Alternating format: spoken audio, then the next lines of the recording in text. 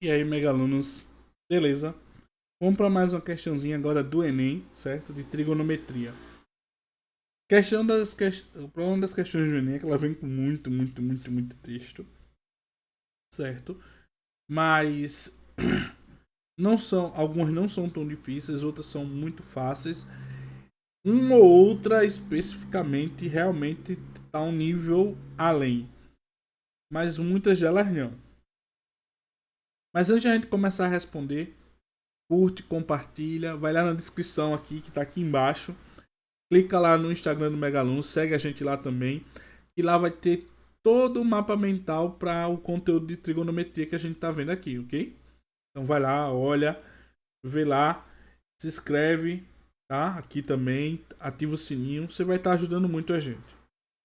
Em 2014 foi inaugurada a maior roda gigante do mundo, a High Roller, situada em Las Vegas. A figura representa o esboço dessa roda gigante, na qual o ponto A representa uma das cadeiras. Então tá aqui o ponto A, é uma das cadeiras, e eles andam no sentido anti-horário, ok? Que é o sentido que a gente anda se a gente estivesse vendo o arco trigonométrico, tá? A gente teria a linha do cosseno, né? A linha do seno, tá? E a gente andaria para cá. Aqui seria o ponto mais longe, o ponto A seria o ponto mais longe, que é o raio, né?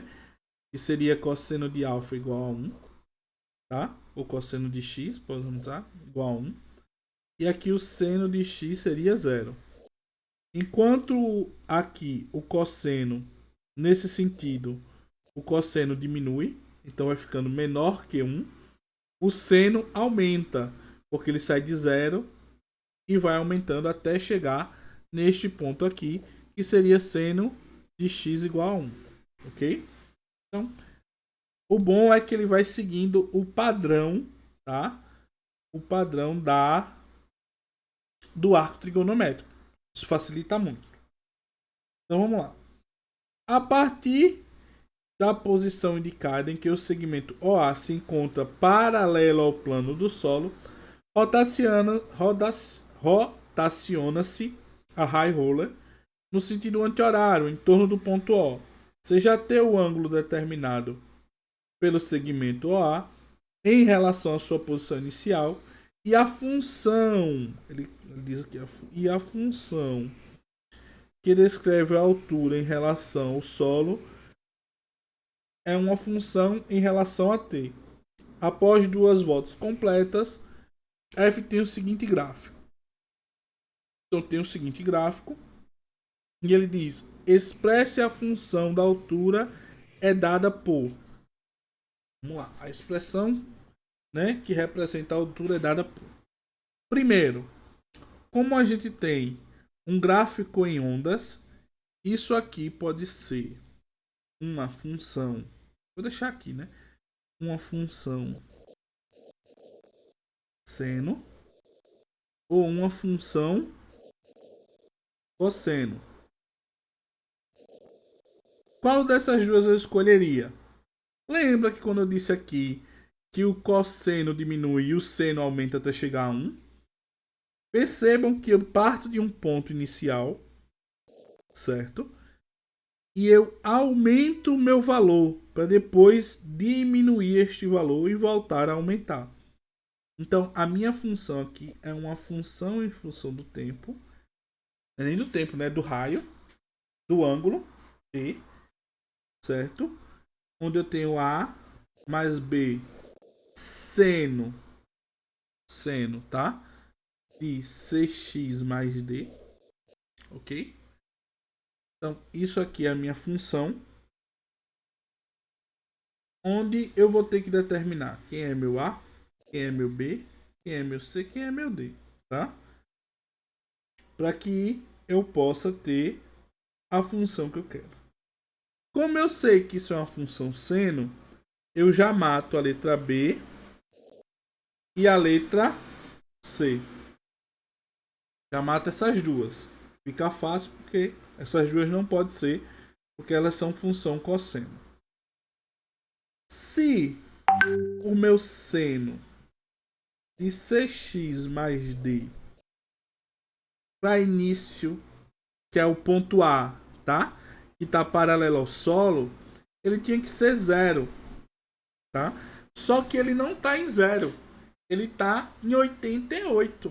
Então, esse seno aqui, certo? Mesmo sendo 0, mesmo tendo seu valor 0, que é o início no ponto A, né?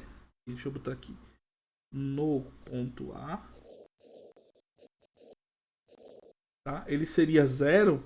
Esse seria o valor desse seno. O que aconteceria com a minha função? O que aconteceria com a minha função? Minha função em função de 0, né? Que é 0 graus.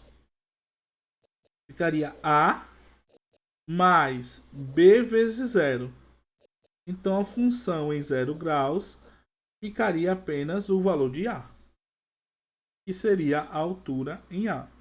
E qual seria esse valor de A? A seria 88. Então a gente já sabe que a minha função seno vai ter uma soma de 88 a ela. Então eu mato essa e mato essa. Acabou, tá? Que diga, nem mato essa dessa aqui não, eu só mato essa. Porque o cosseno aqui seria 1, aqui seria 88, estaria somando 88, tá? Então meu A seria 88. Então me sobra essas duas aqui, né? Então vamos continuar. O B é a minha amplitude. Amplitude, tá? Chegou aqui o carro de propaganda agora, né? Mas bora lá. Seria a minha amplitude. O que seria a minha amplitude, tá? Eu teria um eixo central. Neste caso, como é minha função seno, ele alcançaria o ponto mais alto, alcançaria o ponto mais baixo e voltaria. Esse ponto mais baixo aqui, esse ponto mais alto aqui, a diferença dele, tá? Desse x aqui, x2 e esse x aqui, o meu B seria x2 menos x1. Ou também poderia ser em relação a esse aqui. Então meu B também poderia ser x menos 2. x1 menos x menos 2. Tá? Seria isso aqui. Esse seria a minha amplitude. Então, como eu tenho o ponto mais alto que é 68, então eu tenho que meu B é igual a 168 menos 88.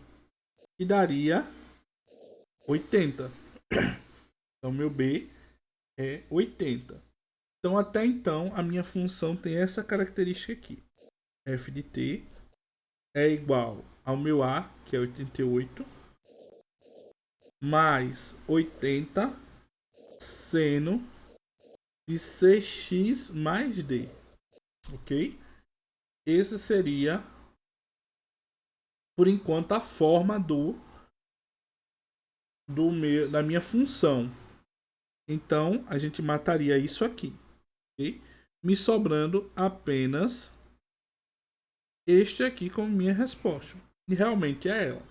Mas vamos continuar para poder entender um pouco mais. Qual é o meu problema aqui? Meu problema aqui. Isso aqui determina a minha largura de onda e a minha frequência. Determina a minha largura. Largura da onda e a minha frequência, tá? O que seria a minha frequência? O momento que essa onda começa a se repetir. Percebam que no gráfico ele sobe, desce, depois volta para o ponto inicial 88 e repete o mesmo movimento. E de novo, e repete o mesmo movimento.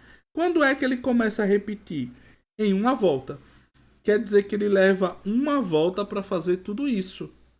Para fazer e voltar. Então, a minha frequência é simples, porque o seno já faz isso normalmente. Ele só por si só, ele já faz todo esse contorno até 2π, tá? Então, meu f de t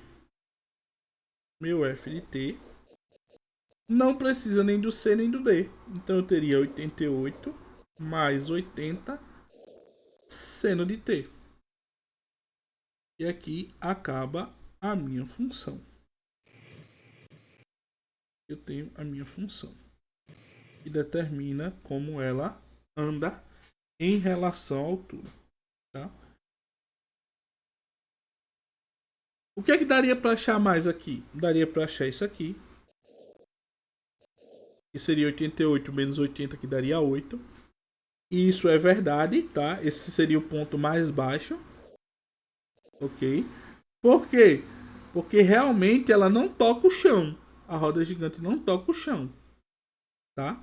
E aqui, o que eu estou levando em consideração é só a roda.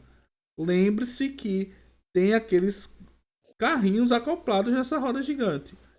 Que quando ele está no ponto mais baixo, ele fica baixo. E quando ele está no ponto mais alto, ele está na parte interna da circunferência. Tá? E fica fazendo este movimento, né? E aqui, com certeza, teria uma escada para levar esses carrinhos. E essa seria a nossa fórmula. Não é uma questão difícil, não é uma questão trabalhosa, é uma questão que você precisa ter uma carga de conhecimento do conteúdo relativamente boa para poder conseguir respondê-la, tá? Mas ela é muito, muito, muito simples. Muito, muito, muito simples. Então, quando você estiver no Enem, não fique nervoso. Leia com calma que você sabe o conteúdo. Até porque você já viu aqui a gente respondendo algumas questões. Beleza? Então, compartilha, se inscreve, ativa o sininho. Vai lá no nosso Instagram que está aí na descrição o link. Clica lá, nos segue lá também. Você vai estar ajudando demais. Então fiquem todos com Deus. Até a próxima. Fui!